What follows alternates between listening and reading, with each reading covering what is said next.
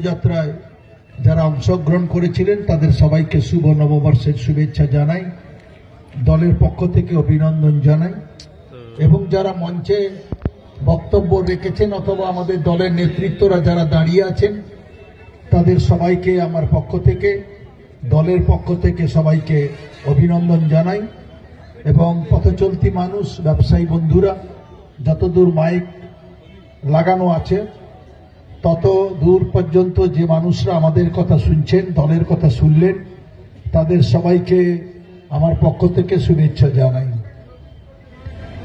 আগামী দিনে আমাদের লড়াই চলবে মমতা বন্দ্যোপাধ্যায়ের নেতৃত্বে। আগামী দিনে ভারতীয় জনতা পার্টির হিংসা, কুৎসা, অপপ্রচারের বিরুদ্ধে, বাংলাকে অশান্ত করবার কখনো কখনো ঘৃণ্য ষড়যন্ত্র, কখনো কখনো বহিঃশত্রুকে তাদেরকে অনুপ্রবেশ ঘটিয়ে এই বাংলায় অশান্তি করবার চেষ্টা করছে।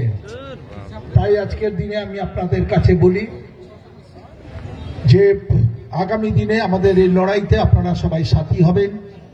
উন্নয়নের কাজ চলছে।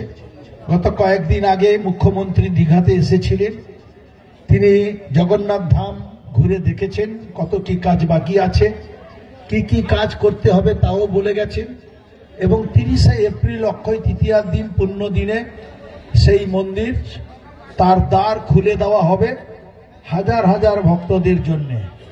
কেউ বলছেন সেই দ্বার উদ্বোধন করতে দেবেন না।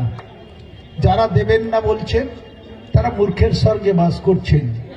আবার এখানে জগন্নাথ মন্দির হয়েছে বলেই ভারতীয় জনতা পার্টির কিছু হিংসা, কিছু গাত্র জ্বালা হয়েছে। কি করে করল মমতা বন্দ্যোপাধ্যায় এখানে জগন্নাথ ধাম?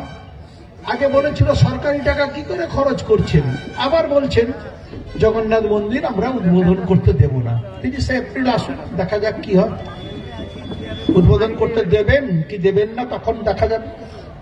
ওনারা এখানে এসে বলেছেন নাকি রামনগরের কোনো উন্নয়ন হয়নি, শিশির বাবু নাকি সময় উন্নয়ন হয়েছে। শিশির বাবুকে চেয়ারম্যান করেছিল কে? মমতা বন্দ্যোপাধ্যায়। দীঘার ডেভেলপমেন্ট অথরিটির চেয়ারম্যান করেছিল মমতা বন্দ্যোপাধ্যায়। হলদিয়াতে ডেভেলপমেন্ট অথরিটির চেয়ারম্যান কে হয়েছিল? শুভেন্দু অধিকারী। শুভেন্দু অধিকারীকে এমএলএ, এমপি, মন্ত্রী কে করেছিল? মমতা বন্দ্যোপাধ্যায়। আর সেই শিশির অধিকারী যখন চেয়ারম্যান ছিল, তখন চেয়ারম্যান থাকাকালীন রাজ্য সরকার টাকা দিয়েছে, কিছু রাস্তাঘাট তৈরি হয়েছে।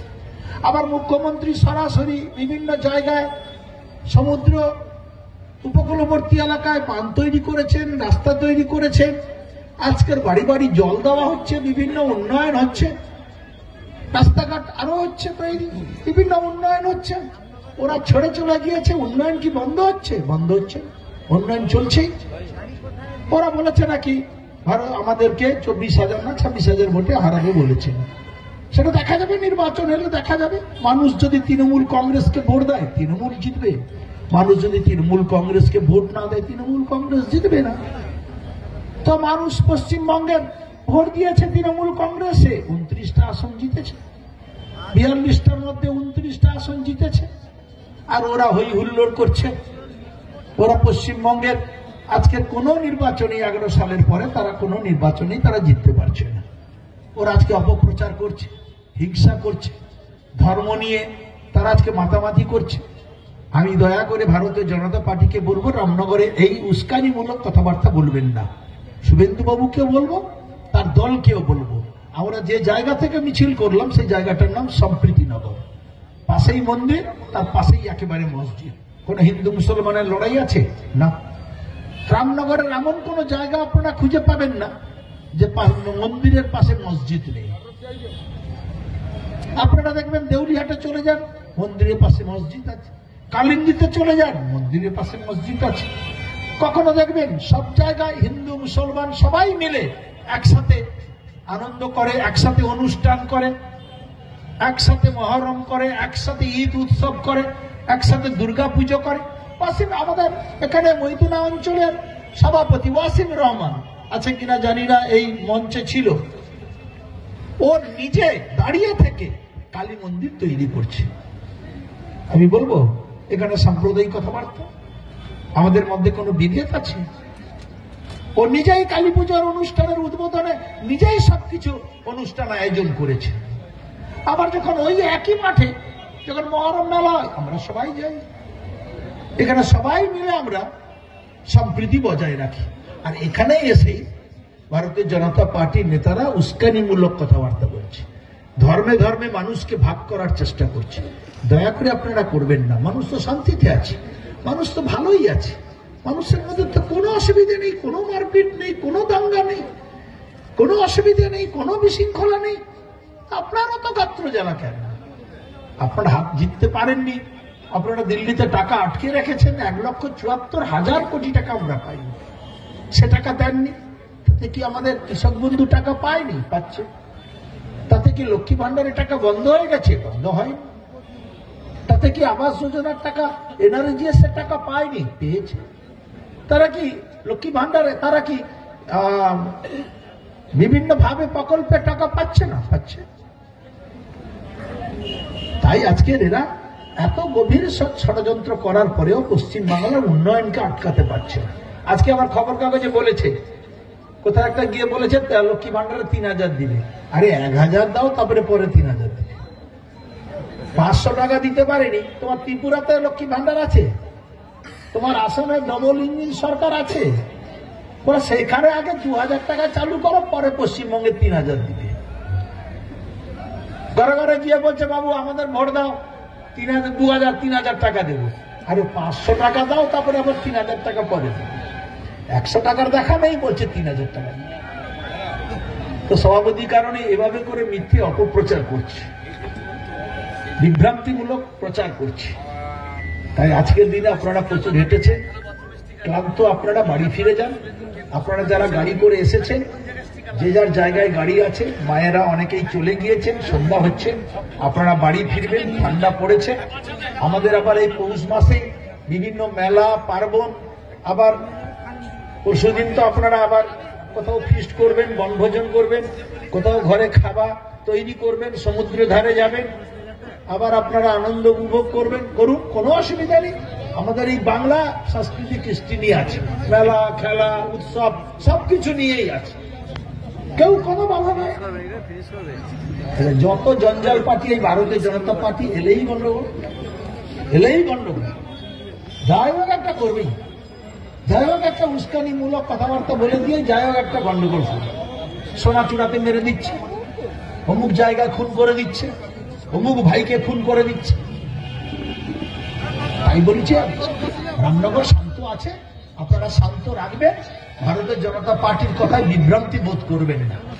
ওরা বাংলার মানুষকে শোষণ করছে, ওরা উন্নয়নের টাকা দিচ্ছে না, আর একদিকে এখানে দাঁড়িয়ে বলছে উন্নয়ন হচ্ছে না, সেদিকে টাকা আটকে দিচ্ছে বলে এখানে উন্নয়ন হচ্ছে। এইসব অপপ্রচার করছে। আমি তাই আপনাদের প্রত্যেককে ধন্যবাদ জানাবো।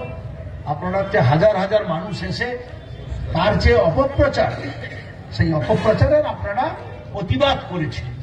আপনারা পায়ে হেঁটে মিছিল করে বুঝিয়ে দিয়েছে যে তার এই কথা, ভারতীয় জনতা পার্টির কথা আপনারা বিশ্বাস করেন না।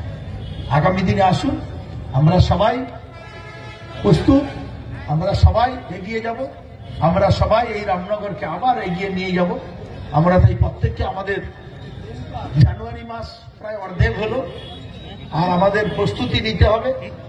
জগন্নাথ ধাম উদ্বোধনের দিন সারা ইন্ডিয়ার বিভিন্ন নেতৃত্বরা আসবে, সারা ভারতবর্ষের বিভিন্ন রাজ্যের নেতৃত্বরা আসবে দেখার জন্য এটা নতুন করে কোন প্রযুক্তিতে দিয়ে এই জগন্নাথ ধাম তৈরি হয়েছে।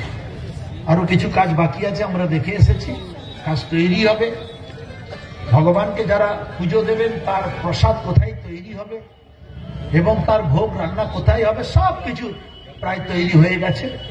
আমাদের আর কিছু একটা মাস লাগবে আর তৈরি করতে। আমরা নিশ্চিতভাবে সেদিনকে আপনাদের আহ্বান জানাবো। আমাদের চিন্তা আছে সেদিনকে যত মানুষ হবে দীঘাতে দাঁড়াতে পারবে কিনা, সেটা আমাদের মধ্যে খুবই চিন্তা আসছে। তাই আজকের আমরা প্রত্যেককেই যারা এসেছেন, আমাদের সেটা ওই উত্তম দাসের সাথে আলোচনা করলে পরে কথা বলবো। তাই আমি আপনাদের কাছে প্রত্যেককেই ধন্যবাদ জানাই।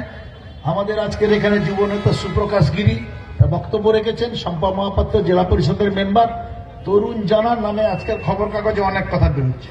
তরুণ জানা দেশপ্রাণ ব্লকের পঞ্চায়েত সমিতির চেয়ারম্যান ছিল, এখন হচ্ছে মৎস্য কর্মাধ্যক্ষ জেলা পরিষদের। আবার কোপারেটিভ ব্যাংকে নাকি জিতেছে বলেছে, কোপারেটিভ ব্যাংকে ও তো জিতেছে, আবার বলছে কোপারেটিভ ব্যাংকে ভোট লুট করে নিল।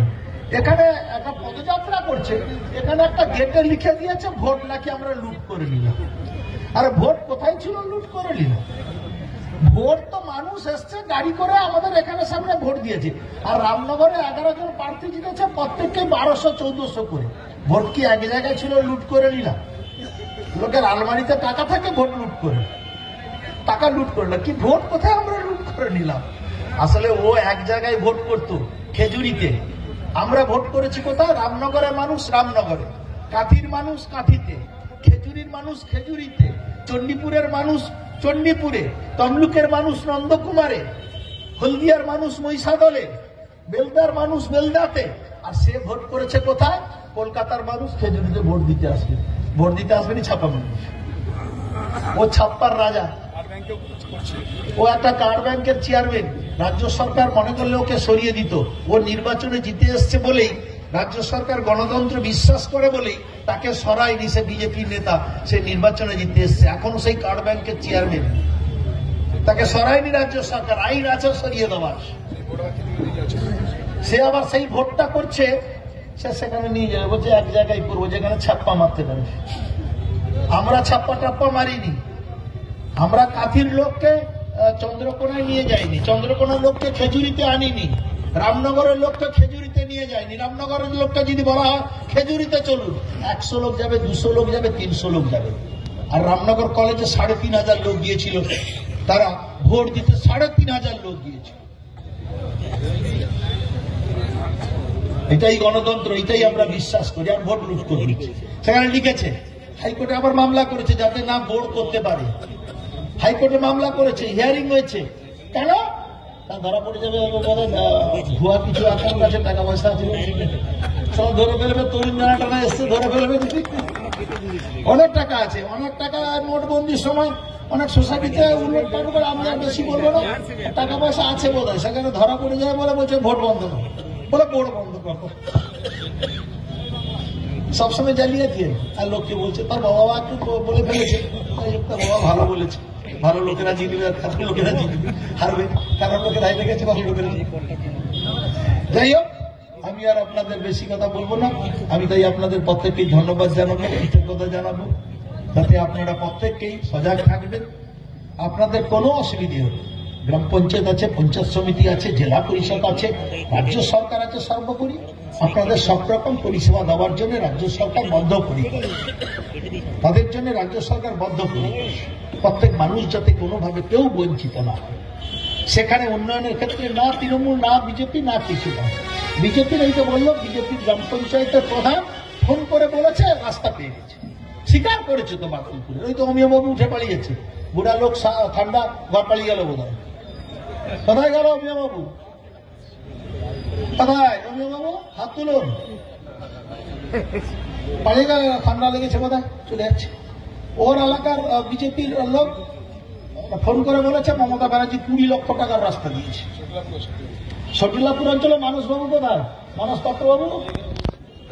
সটিলাপুর অঞ্চলের প্রধান ফোন করে বলেছে, দিদি আমার রাস্তা নেই, আমি অমুক জায়গায় প্রধান। দিদিকে জিজ্ঞাসা করেনি তুমি বিজেপি না তৃণমূল? হ্যাঁ, তো জিজ্ঞাসা করেনি। তাকে রাস্তা দিয়ে দিয়েছে।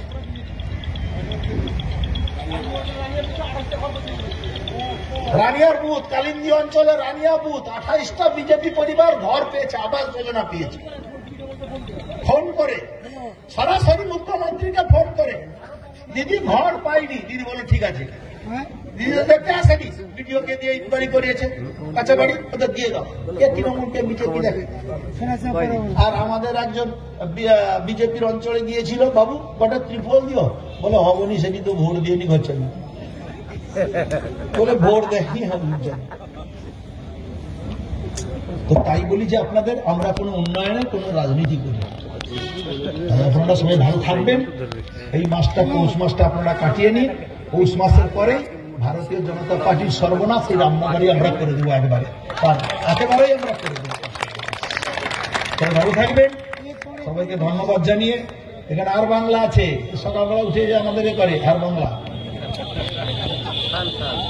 তো সবাইকে আমার ধন্যবাদ, শুভেচ্ছা, সবাইকে ধন্যবাদ জানিয়ে কৃতজ্ঞতা জানিয়ে আমার কথা আমি শেষ করছি। নমস্কার, জয় হিন্দ, বন্দে মাতরম, তৃণমূল কংগ্রেস জিন্দাবাদ, মমতা বন্দ্যোপাধ্যায় জিন্দাবাদ, জয় বাংলা, জয়